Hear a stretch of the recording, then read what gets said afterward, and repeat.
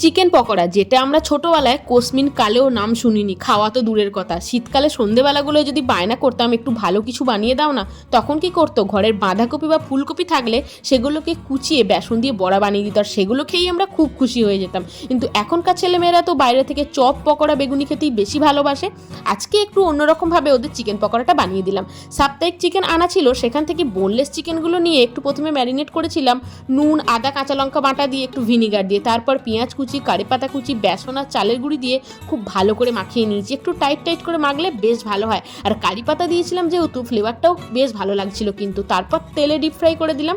জানি এগুলো খাওয়া খুব একটা হেলদি নয়, তাও বাইরের জিনিস খাওয়ার থেকে বাড়িতে একটু বানিয়ে দিলে ওরাও খুশি হয়ে যায় আর জিনিসটাও একটু হেলদি হয়। সাথে ছিল ধনেপাতা চাটনি, খেতে তো দারুণ হয়েছিল। বাচ্চারা তো একটু বায়না করবি, কিন্তু এইভাবে যদি ওদের সহজেই বাড়িতে বানানো হয় তাহলে বাইরের খাবারটা অনেকটাই অ্যাভয়েড করা যায়। রেসিপিটা কেমন লাগলো অবশ্যই জানিও।